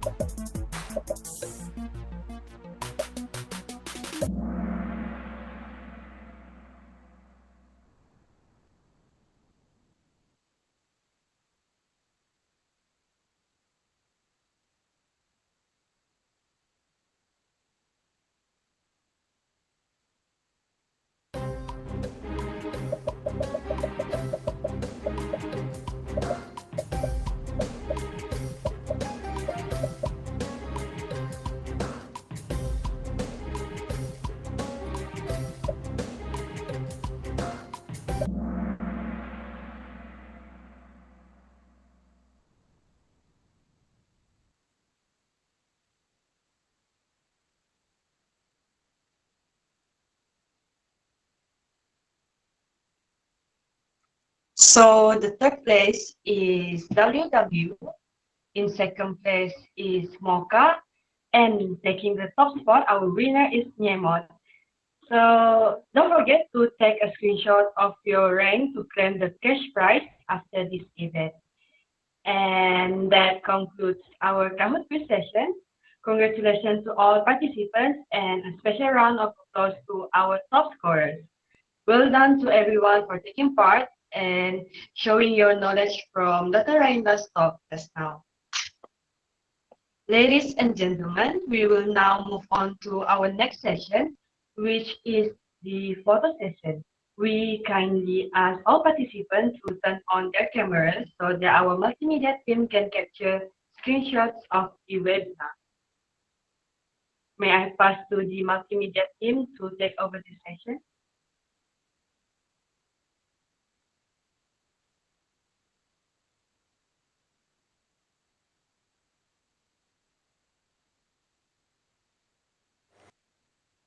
Oke, buka-buka.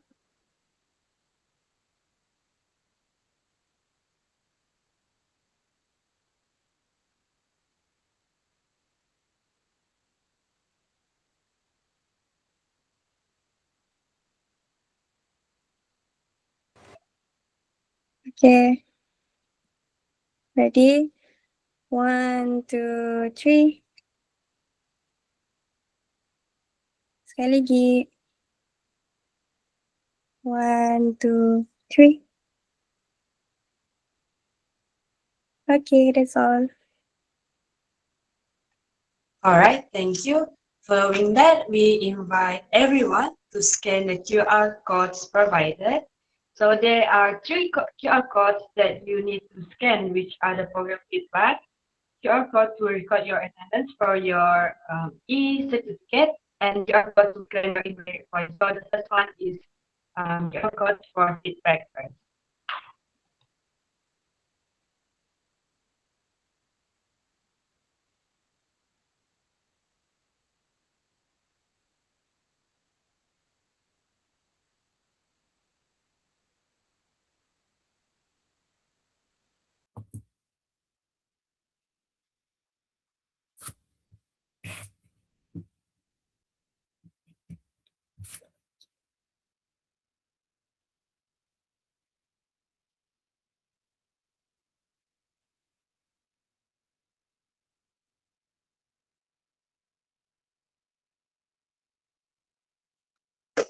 So as we come to the close of today's program, on behalf of the organizing committee, I would like to extend our heartfelt thanks to all participants for active engagement and enthusiasm.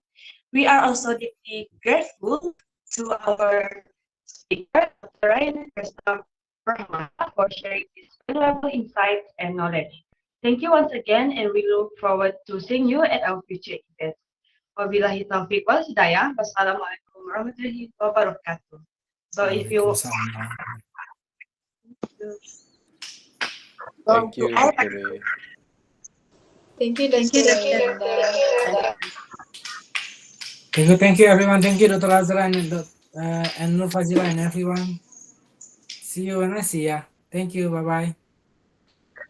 thank you, Doctor. Okay, Doctor.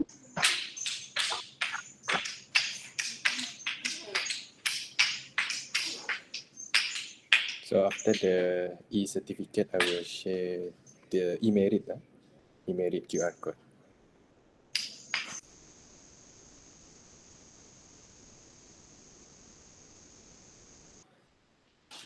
So MC, you just inform me when to share.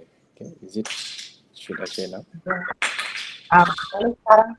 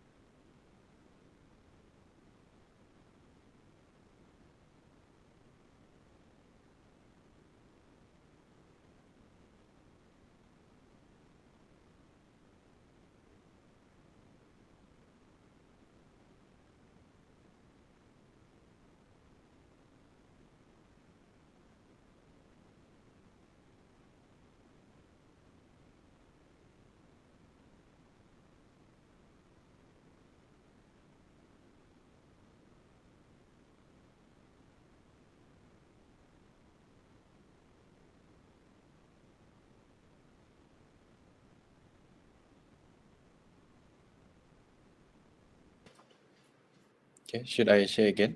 Need more time? Yes, sir.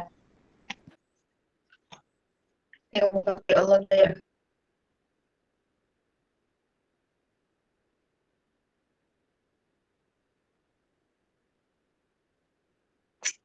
To all participants who have already scanned the email, you may leave now.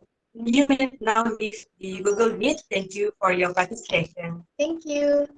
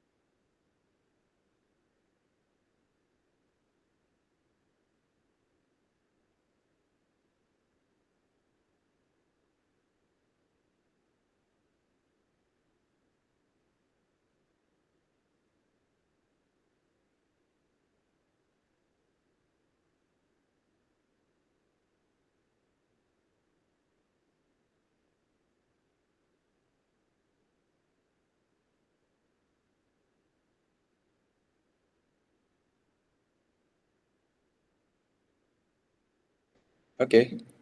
Do you need more time to share? Semua Dokter, sudah saya scan email. partner. Sorry? Belum, sir. Ada yang tak sempat aja.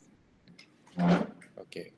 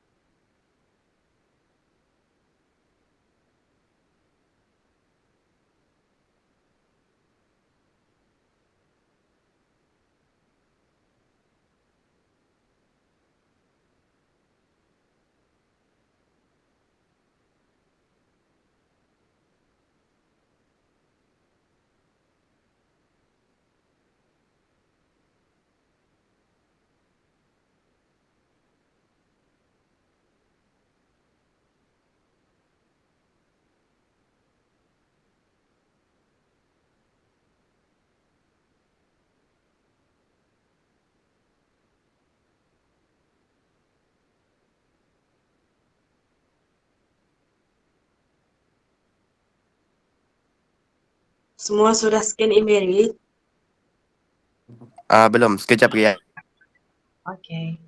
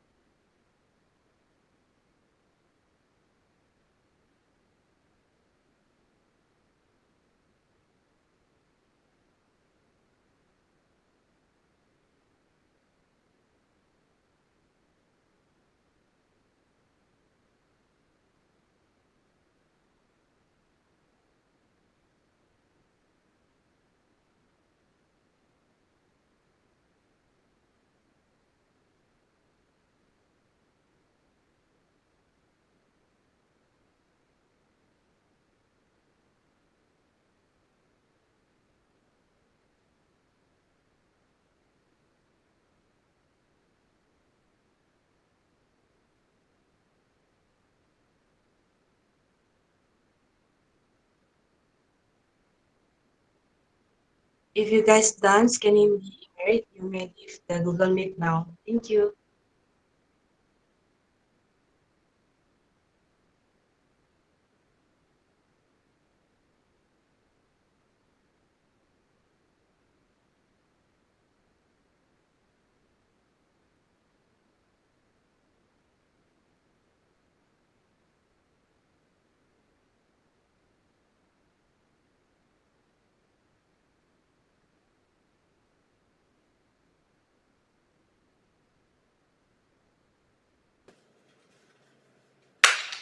Okay, I think that's I've already shared for the past 15 minutes, almost 15 minutes. So that's all for today. Thank you again for all the organizing committee for organizing this well-planned program. So hopefully in future we can also involve other speakers from the industry as well, not from the academic side, but it's also good to hear various perspectives lah. So thank you again, and also thank you for joining today's session. All right, so that's all for today, and see you when I see you next week. Okay, bye bye. Thank you. Thank you, Fazi. Thank Thank you, you. Aisha. Thank you, Everyone. AJK. Thank you, sir. Everyone.